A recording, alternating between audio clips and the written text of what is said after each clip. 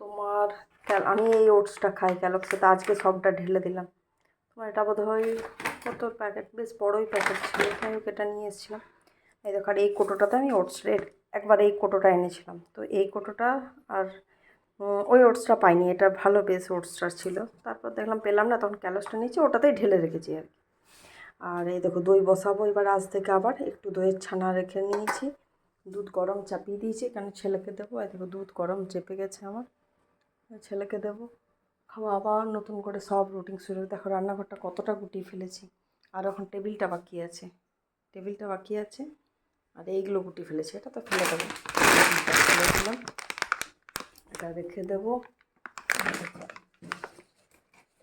এখানে আমার সব জিনিসপত্র থাকে, এখানে রেখে দিলাম, সব দেখতে পাচ্ছ থাকতে ফেলে দেবো।